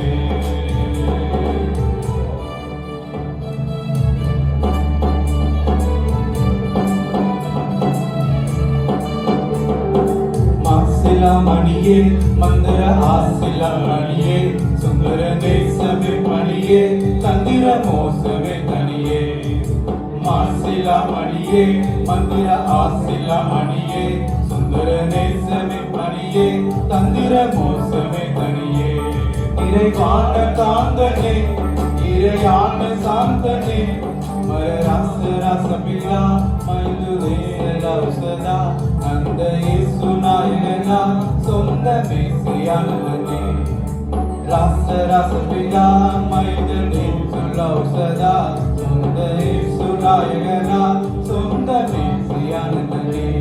ஜெகதி சுரேசுரன் சுயதி சுரேசுரன் மகராச ராசபிலா மைதுரே லௌசதா அந்த இயேசு நாயகனா சொந்த மேசியானவனே.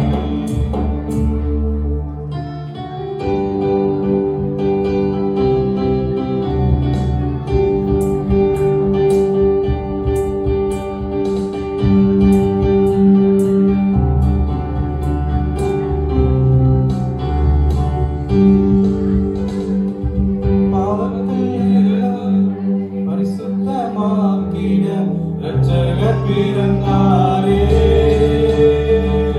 பாரினில் வாழும் மனிதர் நண்பர்களாய் கொள்ள இயேசு பிறந்தாரே. பாவத்தில் இருந்த உலகை பரிசுத்தமாக்கிட இரட்சகர் பிறந்தாரே. பாரினில் இருந்த உலகை நண்பர்களாய் கொள்ள இயேசு பிறந்தாரே. இரட்சகர் பிறந்தாரே. இரட்சகர் பிறந்தாரே. இரட்சகர் பிறந்தாரே. இரட்சகர் பிறந்தாரே. இருளில் வாழும் உலகை வெளிச்சத்தில் கொண்டு வர இரட்சகர் பிறந்தாரே. விண்ணுலகம் விட்டு மண்ணுலகம் வந்து மனிதனை மீட்டாரே. இரட்சகர் பிறந்தாரே. இரட்சகர் பிறந்தாரே. இரட்சகர் பிறந்தாரே. இரட்சகர் பிறந்தாரே. இருந்தது. இது தேவனுடைய நாமம் மகிமைப்படுவதற்காக பாடின பாடல்கள். So give the big clap both of together. Thank you. The next அடுத்து junior dance remix song boys and girls. Dance பார்த்தீங்க, அப்புறம் பாட்டுகள்லாம் பார்த்தீங்க. இப்போ ஏசப்பா எப்படி இந்த உலகத்துக்கு வந்தாங்க அப்படின்ட்டு உங்களுக்கு ஒரு சின்ன டிராமா மூலமா நடிச்சு காமிப்பாங்க. காரணம் நம்மளுடைய கல்ச்சர்ல பார்த்தீங்கன்னா ஒவ்வொருத்தர் வந்து இது எங்களுடைய கல்ச்சர், நாங்க இப்படிதான் இருப்போம் அப்படின்ட்டு நம்ம ஸ்கூல்ல சொல்லி கொடுப்பாங்க. நம்ம வீட்டுல என்ன செய்வோம், நாங்க பாரம்பரியமா இந்த ரூல்ஸ் தான் ஃபாலோ பண்ணிட்டு வரோம் அப்படின்ட்டு நம்ம வீட்லயே நம்மளுக்கு சொல்லி தருவாங்க இல்லையா? கரெக்டா இல்லையா? அதே மாதிரி இது வந்து இயேசுவின் பிறப்பு எங்களுக்கு தெரியும். இயேசு எப்படி பிறந்தாங்க என்னுடைய குழந்தைகளுக்கு தெரியுமா? நான் இது இன்னைக்கு அவங்களுக்கு கற்றுக் கொடுத்தாதான் அவங்க அவங்களுடைய ஜெனரேஷனுக்கு அவங்க அதை கொண்டு போவாங்க. இப்படி ஒரு நிகழ்ச்சி நடந்தது. இயேசு பிறந்தார், அவர் வந்து பாவத்திலிருந்து விடுதலை கொடுத்தாங்க, உலகத்துக்கு ஒளியா இருக்கிறார் அப்படின்ட்டு அவங்க வந்து இது ஒரு ஸ்கிட் மூலமோ ஒரு நிகழ்ச்சி மூலமா செய்யும் போது குழந்தைகளுக்கு நல்லா மெமரியாகும், அதை அவங்க கத்துக்குவாங்க. இது அவங்களுடைய ஜெனரேஷன் அவங்க கொண்டு வருவாங்க. அடுத்தது என்ன செய்வாங்க, இப்போ நம்ம பேரண்ட்ஸாக இருக்கிறோம், நம்ம ஒரு காரியம் செஞ்சுக்கிட்டே வரோம், ஒரு ஸ்டேஜ் ஆகணும்னா நம்ம ஸ்டாப் பண்ணிடுவோம். அதை பார்த்து என்ன செய்வாங்க, நம்ம பிள்ளைங்க அதை செய்வாங்க. ஸோ இங்கே வந்திருக்காங்க அத்தனை பேரும் ஒரு சுவிசேஷகராக ஒரு நாள் மாறுவீங்க. இயேசுவை பற்றி நீங்கள் அறிந்து கொள்வீங்க. இயேசு உலகத்துக்கு ஒளியா வந்தார், இருளில் இருக்கிற ஜனங்களை வெளிச்சத்துக்கு கொண்டு வந்தார். அப்படின்னா இருள்னா நீங்க ஒரு இருட்டுக்குள்ள போய் இருக்கல, இருட்டு வீட்டுல இருக்கல, இல்ல இருட்டு உலகத்துல இருக்கல. இந்த இருள்ங்கிறது என்ன சொல்லுதாருன்னா, பீடி குடிக்கிறது அதனால எத்தனை கேன்சர் வருது, அவங்களுக்கும் பாதிப்பு, அவங்க கூட இருக்கவங்களுக்கும் பாதிப்பு, விடையே முடியாத குடிப்பழக்கம், இதுல இருந்துதான் இயேசு வந்து விடுதலை தருகிறார். இதுதான் சொல்லுறாங்க, இருளில் இருக்க ஜனங்களை வெளிச்சத்துக்கு நான் கொண்டு வரேன் அப்படின்ட்டு, நானே வழியும் சத்தியமும் ஜீவனமா இருக்கிறேங்க. அவர் நம்மளுக்கு ஒரு முன்மாதிரியாக இந்த உலகத்துக்கு வந்தாங்க. ஸோ அது வந்து நம்ம ஃபாலோ பண்றோம். ஸோ இது வந்து மதம் மாற்றது இல்லை, நம்மளுடைய லைஃப் ஸ்டைல்ல பாவம் செய்யக்கூடாது. இன்னைக்கு பாருங்க, குட்டீஸ் அவங்கலாம் சின்ன பிள்ளைங்க நல்லா வளர்ந்துருந்தா இன்னைக்கு இந்த கஞ்சா நிறைய தேவையில்லாததெல்லாம் நாட்டில் நடக்குது. எல்லாருமே சின்ன குழந்தைங்க கூட அது தெரியும். ஸோ இதுல இருந்து தான் விடுதலை செய்யதான் இயேசு கிறிஸ்து இந்த உலகத்துக்கு மனித அவதாரமா எடுத்து நம்மளுக்கு முன்மாதிரியாக நம்மோடு வாழ்ந்து காமிச்சாங்க அப்படிங்கிறத எக்ஸ்பிரஸ் பண்ணி உங்களுக்கு அது ஸ்கிட் மூலமா காண்பிக்கிறாங்க. 2000 ஆண்டுகளுக்கு முன்பாக இந்த உலகமே பாவத்தில் மூழ்கிக் கொண்டிருந்த நேரம் அது. தேவனுக்கும் மனுக்குலத்திற்கும் எந்த தொடர்பும் இன்றி இருந்த நேரம், தேவாதி தேவன் தம்முடைய சொந்த குமாரனாகிய இயேசு கிறிஸ்துவை இந்த உலகத்தின் மீட்பராக அனுப்ப சித்தமானார். இஸ்ரவேல் தேசத்தில் நாசரேத் ஊரில் கன்னி மரியாளுக்கும் யோசேப்புக்கும் திருமணம் நிச்சயிக்கப்பட்டது. ஒரு நாள் இரவு மரியாள் நித்திரை செய்து கொண்டிருக்கையில் தேவதூதன் சொப்பனத்தில் தோன்றி, கிருபை பெற்றவளே வாழ்க, கர்த்தர் உன்னுடனே இருக்கிறார், ஸ்திரீகளுக்குள்ளே நீ ஆசீர்வதிக்கப்பட்டவள். மரியாளே பயப்படாதே, நீ தேவனிடத்தில் கிருபை பெற்றாய். இதோ நீ கர்ப்பவதியாகி ஒரு குமாரனை பெறுவாய், அவருக்கு இயேசு என்று பெயரிடுவாயாக. அவர் பெரியவராயிருப்பார், உன்னதமானவரின் குமாரன் எனப்படுவார். கர்த்தராகிய தேவன் அவருடைய பிதாவாகிய தாவீதின் சிங்காசனத்தை அவருக்கு கொடுப்பார். அவர் யாக்கோபின் குடும்பத்தாரை என்றென்றைக்கும் அரசாளுவார், அவருடைய ராஜ்யத்துக்கு முடிவிராது. இது எப்படி ஆகும்? நான் புருஷனை அறியேனே. பரிசுத்த ஆவி உன்மேல் வரும், உன்னதமானவரின் பலன் உன்மேல் நிழலிடும். ஆதலால் உன்னிடத்திலிருந்து பிறக்கும் பரிசுத்தமுள்ளது தேவனுடைய குமாரன் எனப்படும். இதோ நான் ஆண்டவருக்கு அடிமை, உம்முடைய வார்த்தையின்படி எனக்கு ஆக கடவுது. தனக்கு நியமிக்கப்பட்ட மரியாள் கர்ப்பவதியாய் இருப்பதை யோசேப்பு அறிந்தான். ஆனால் யோசேப்பு நீதிமானாய் இருந்து அவளை அவமானப்படுத்த மனதில்லாமல் இரகசியமாய் அவளை தள்ளிவிட யோசனையாய் இருந்தான். அன்று இரவு தேவதூதன் யோசேப்புக்கு சொப்பனத்தில் தோன்றி, தாவீதின் குமாரனாகிய யோசேப்பே, உன் மனைவியாகிய மரியாளை சேர்த்துக்கொள்ள ஐயப்படாது. அவளிடத்தில் உற்பத்தியாயிருக்கிறது பரிசுத்த ஆவியினால் உண்டானது. அவள் ஒரு குமாரனை பெறுவாள், அவருக்கு இயேசு என்று பெயரிடுவாயாக. ஏனெனில் அவர் தமது ஜனங்களின் பாவங்களை நீக்கி அவர்களை இரட்சிப்பார்.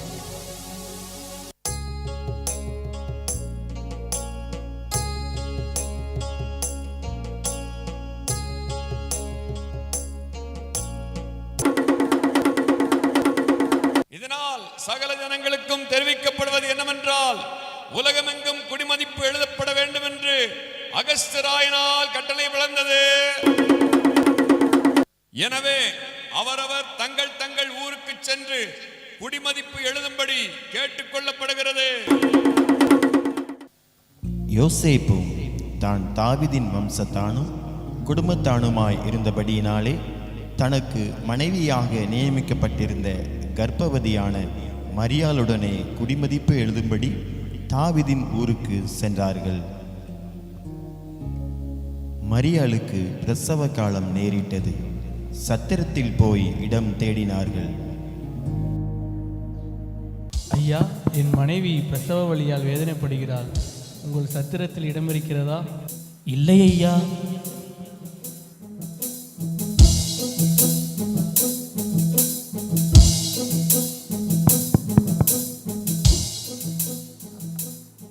ஐயா, என் மனைவிக்கு பிரசவ காலம் நேரிட்டது, உங்கள் சத்திரத்தில் இடம் இருக்கிறதா? இடம் காலியாக இல்லையே. சத்திரத்தில் இடம் இல்லாததினால் அங்கிருந்த மாட்டு தொழுவத்திற்கு சென்றார்கள். அவள் தன் முதற் பேரான குமாரனை பெற்றெடுத்தாள்.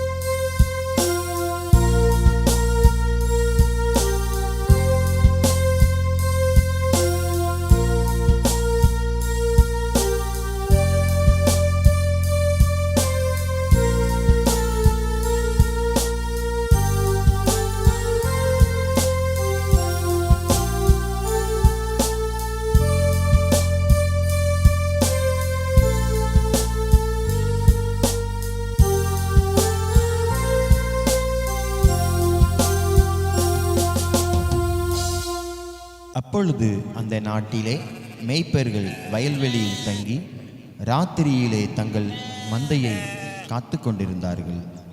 அவ்வேளையிலே கர்த்தருடைய தூதன் அவர்களை நோக்கி, பயப்படாதிருங்கள்.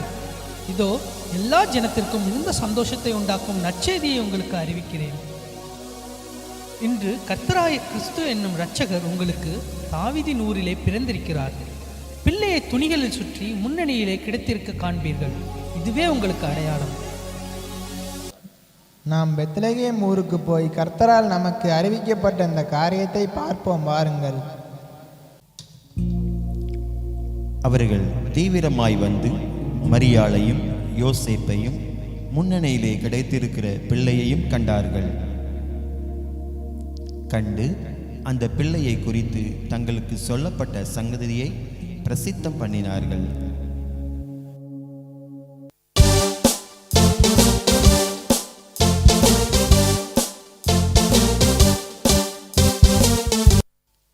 பெத்லகேமிலே இயேசு பிறந்த பொழுது கிழக்கிலிருந்து சாஸ்திரிகள் அக்குழந்தையை குறித்து விசாரிக்க எருசலேமில் உள்ள ஏரோது ராஜாவின் அரண்மனைக்கு வருகிறார்கள்.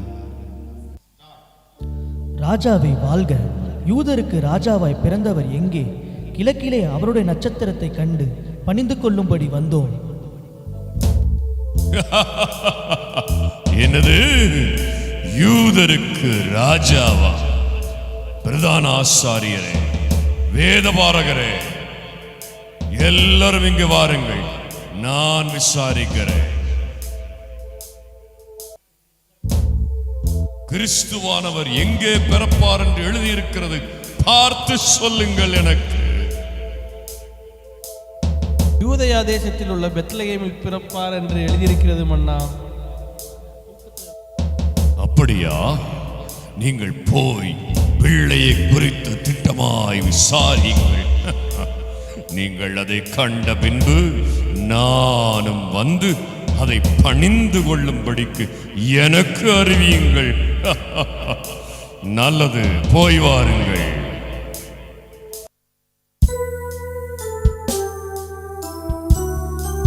பிள்ளையை காண சாஸ்திரிகள் செல்கிறார்கள்.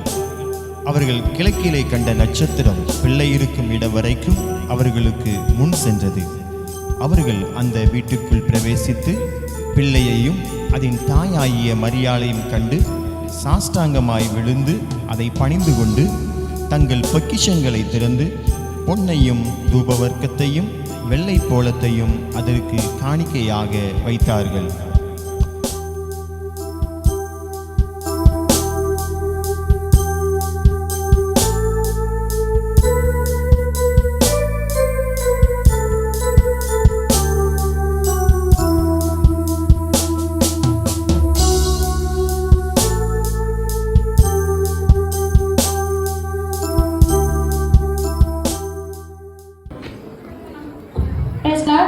நம்ம ஆதர்ஸ் பாஸ்டர் வந்து ஒரு 2 minutes கிறிஸ்மஸ் பற்றி வந்து பேசுவாங்க. வாங்க பாஸ்டர், அவங்கள வரவேற்கலாமா? கைகளை தட்டி.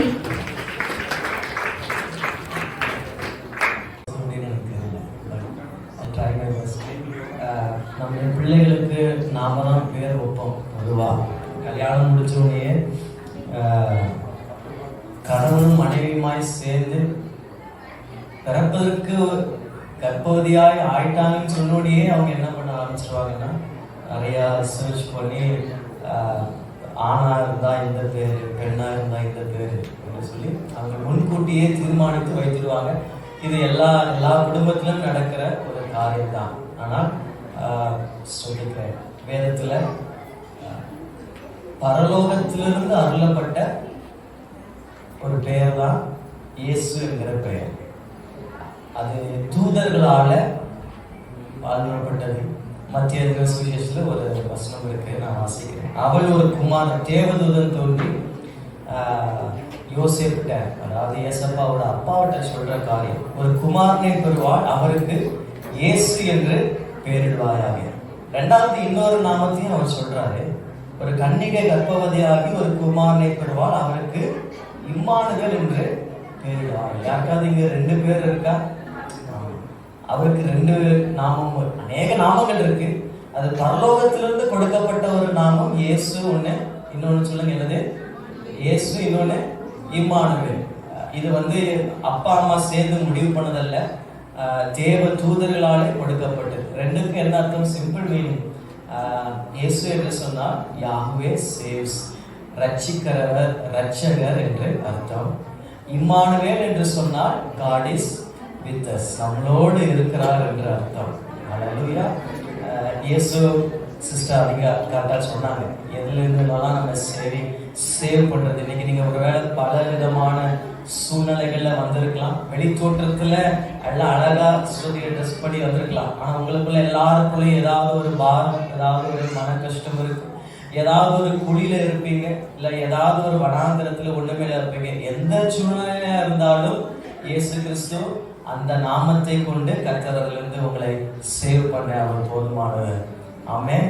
ஸ்தோத்திரிக்கிறேன். நீங்க எந்த ஒரு கடனா இருக்கலாம், எந்த சூழ்நிலை இருந்தாலும் இயேசுவே என்று அந்த நாமத்தை நீங்கள் சொல்லும்போது அந்த சூழ்நிலையிலிருந்து கர்த்தர் உங்களை வெளியே கொண்டு வருவதற்கு அது பரலோகத்திலிருந்து கொடுக்கப்பட்ட இயேசு என்கிற நாமம். இம்மானுவேல் என்று சொன்னால் ஸ்தோத்திரிக்கிறேன், அவர் எங்க இருக்கிறாராமா? ஆமா, is not in any carved stonesல இல்ல, ஸ்தோத்திரிக்கிற ஒரு ட்ரீல அல்ல, என்னது நட்சத்திரங்கள்ல அல்ல. அவர் எங்க இருக்கிறார்? வேதம் சொல்லுது 2-3 பேர் என் நாமத்தினால. இன்னைக்கு எல்லாரும் நிறைய பேர் கூடி வந்திருக்கிறோம். அப்ப அவர் எங்க இருக்கிறார் சொல்லுங்க? ஆமா, ஏதோ ஒரு இடத்துல தனியா செப்பரேட்டான இடத்துல இல்ல, ஏதோ ஒரு பொருட்களுக்கு பின்பதாக அல்ல. ஸ்தோத்திரிக்கிறேன், நம்முடைய மத்தியில அவர் இருக்கிறார். அதுதான் அவருடைய பேருக்கே அர்த்தம். ஆமா, சில நம்ம பேரை வச்சுக்கிட்டு நம்ம அந்த அளவுக்கு இருக்க மாட்டோம். பேரு அன்பழகன் இருக்கும், ஆனா கருப்பா இருப்பாரு. ஆமா, பேரு ஸ்தோத்திரிக்கிறேன், பேருக்கும் ஆளுக்கும் சம்மந்தமே இல்லாம சில பேர் நம்ம பேர் வைப்போம். ஆமா, சில நேரத்துல வாயில வார்த்தை புரியாத அளவுக்கு ஒரு 2-3 வார்த்தை கேட்டாதான் திரும்ப சொல்ற அளவுக்கு நம்ம வித்தியாசமா பேர் வைப்போம். ஆனா ஆண்டவருக்கு, ஏசப்பாவுக்கு என்ன பேர் வச்சிருக்கிறாரோ அவர் வச்சதுனால அப்படி அவர் நடக்கல, அப்படி அவர் இருக்கிறபடியால் அந்த பேரை வச்சாங்க. ஆமே, அவர் பல சூழ்நிலைகளிலிருந்து அவர் விடுவிக்கிறபடியால், ரட்சிக்கிறபடியால் அவருக்கு இயேசு என்று பெயரிடப்பட்டது. அவர் ஸ்தோத்திரிக்கிறேன், எப்பொழுதும் நம்ம கூட இருக்கிறபடியால் அவருக்கு இம்மானுவேல் என்று பெயரிடப்பட்டது. இந்த நாமத்துக்கு முன்பதாக ஸ்தோத்திரிக்கிறேன் அறிக்கையிடாத நாவுகளே இல்லை. ஸோ இந்த நாமத்தை நீங்கள் பிடித்துக் கொள்ளுங்கள். ஒருவேளை புதிதாய் வந்திருக்கிறவர்கள் இயேசு சொல்லுங்கள், என்னோட கூட சேர்ந்து இயேசு இம்மானுவேல், அவர் என் சூழ்நிலையிலிருந்து என்னை வெளியே கொண்டு வருகிறவர். எப்பொழுதும் மரணத்தின் பரியந்த நம்மளோட பிள்ளைங்கள்லாம் நம்மளோட கூட கடைசி வரைக்கும் டிராவல் பண்ண மாட்டாங்க. பட் அந்த எண்ட் ஆஃப் அவர் லைஃப், கடைசி ஸ்டேஜ் வரைக்கும் நம்மளோடு கூட இருக்கிற ஒரே ஒரு வார்த்தை இம்மானுவேல், அவர் உங்களோடு கூட இருக்கிறார். கர்த்தருக்கு ஸ்தோத்திரம் உண்டாய். வாய்ப்பளித்த ஒவ்வொரு கல்வி செலுத்தினேன். தேங்க்யூ.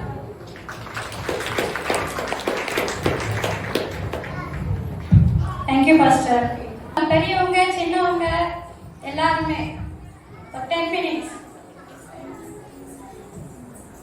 நம்ம சபையில ஒரு அண்ணா வந்து குழந்தையில இருந்து கொஞ்சம் இளம் வாலிபர்ல இருந்து மியூசிஷியனா இருக்கிறாங்க. அவங்க வந்து நம்ம எப்படி பாடுறோமோ அதுக்கு தகுந்த மாதிரி டியூன் அடிக்கிறாங்க, மியூசிக் பண்ணுவாங்க. எவ்வளவு கஷ்டப்படுத்தி இருப்பாங்க, அதையும் தாங்கி ஆனாலும் நம்மளுக்கு தகுந்த மாதிரியே இசைகளையே கொண்டு வந்துட்டே இருப்பாங்க. இப்போ அவங்க வந்து நம்மளை மகிழ வைக்க வராங்களா, இல்லைன்னா டென்ஷன் ஆக்க வராங்களா, இல்லை கொஸ்டின் கேட்க வராங்களான்னு எனக்கு தெரியாது. பட் அவங்க சொன்னாங்க, நான் ஒரு கேம் வைக்க போறேன்ட்டு. ஸோ இப்போ அவங்க கையில போக போது மக்களே வந்திருக்கிற நம்ம விசுவாசிகளே உஷாரா இருந்துக்கிடுங்க. கொஸ்டின் என்ன கேட்கிறாங்க என்பதை காது கொடுத்து நல்லா கேளுங்க. பதில் ஆண்டவர் வந்து நல்ல ஞானத்தை கொடுத்து அந்த பதில் சொல்ல வைப்பாங்க. கைத்தட்டலமா நம்ம சுதந்திரம் இருக்காங்க. Praise Lord. ஒரு சின்ன கேம் தான். ஸோ என்ன கான்செப்ட்னா வந்து, நான் ஒரு சாங்ல இருந்து ஒரு ஸ்டான்ஸாவை ப்ளே பண்ணுவேன். அதோட ஸ்டார்டிங் என்ன சாங்னு சொல்லிட்டு நீங்க கெஸ் பண்ணணும். யாரும் அங்கிருந்து கும்பலா இருந்து சொன்னா வேலிட் கிடையாது. ஸ்டேஜுக்கு வந்து என்ன பாட்டுன்னு சொல்லிட்டு சொல்லணும்.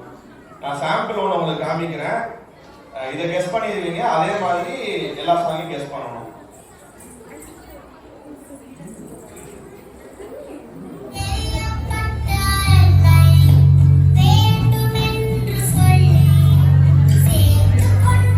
இது என்ன பாட்டுன்னு யாருக்காவது தெரிஞ்சிச்சுன்னா முன்னாடி வந்து சொல்லலாம். அங்க இருந்து கை தூக்கிட்டு சொன்னா இது கிடையாது, இங்க வந்து சொல்லலாம். முன்னாடி வந்து சொன்னீங்கன்னா அது ஓகே. சரி, எந்திரிச்சு சொல்லிடுவாங்க. எந்திரிச்சு சொல்லுங்க.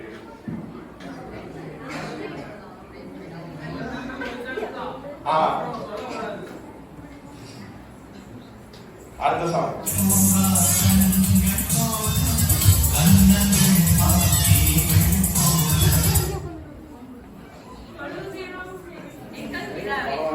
கரெக்ட். இந்த சாங் கரெக்ட். யாரும் மொபைல்லாம் யூஸ் பண்ணாதீங்க.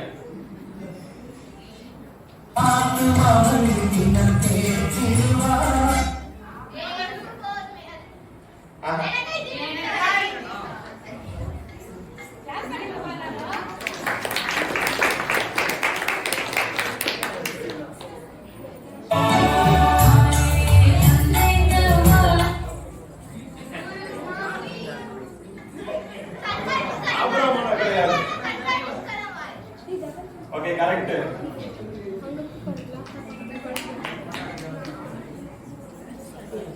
இவ்வளவு ஈஸியா நீங்க கண்டுபிடிப்பீங்கன்னு நினைக்கிறேன்.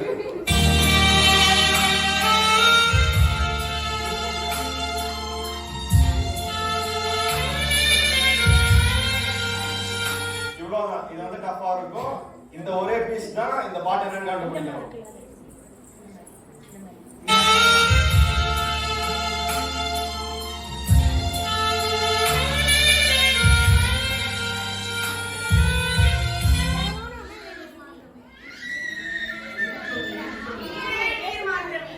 பாட்டு ஸ்டார்டிங் அது வந்து நான் போட்டு அந்த டியூனோட இது தப்பு. கரெக்ட். ரோசக்கா கரெக்டா சொல்லிட்டாங்க.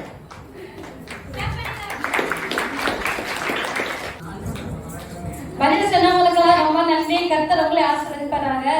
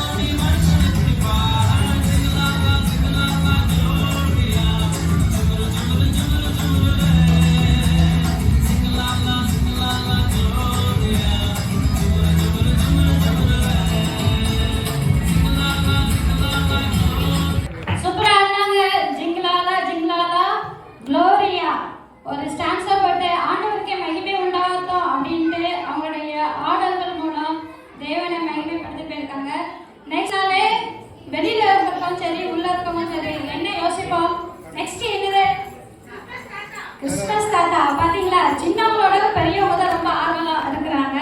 கிறிஸ்மஸ் தாத்தா வர போறாங்க. குட்டீஸ் ஓடிவாங்க, எல்லாரும் உள்ள வாங்க, உள்ள வாங்க.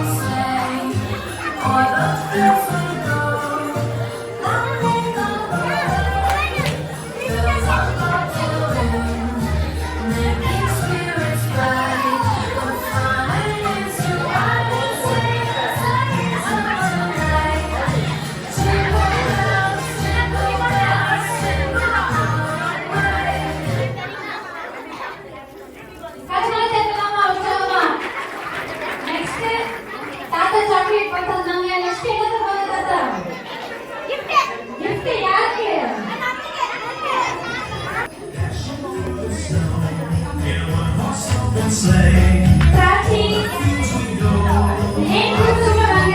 Next Aishwarya, next சுவன்,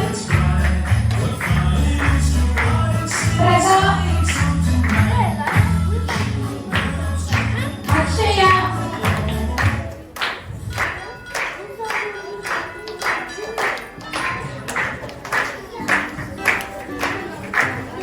Akshaya Vishnu, Hasini, Hasini, Darshan Shri, Inisha, Sharmila, Sushmita,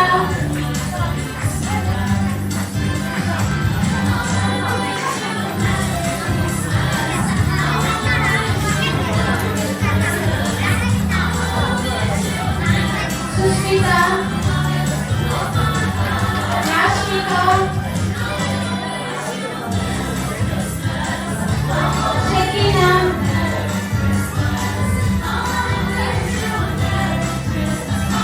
Hrithik,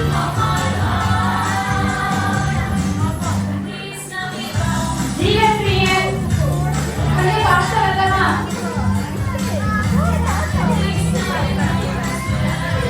Lokesh,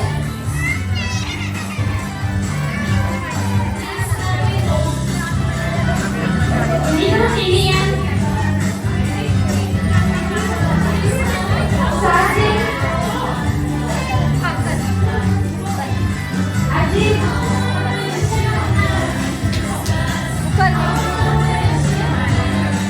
Nikhil,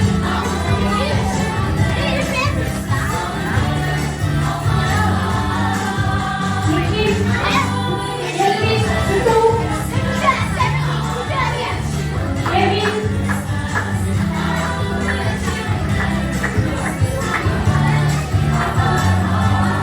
அராஷா,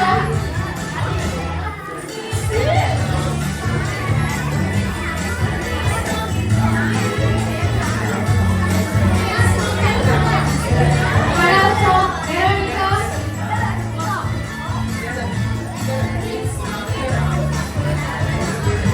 டெனிஷியா,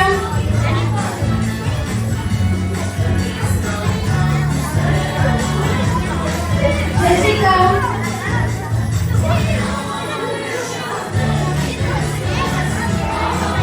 sweetie, maiden,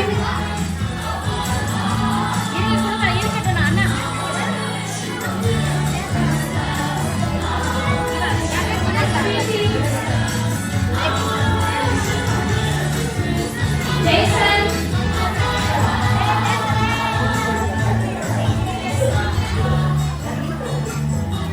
Ajay, Davis, Jerome,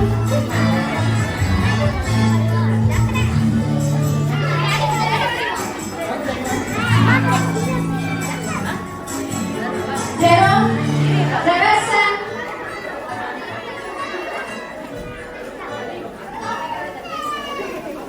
Sunway,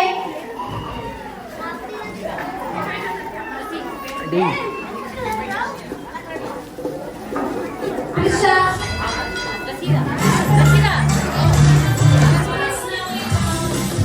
Bala, Akash, Rasika,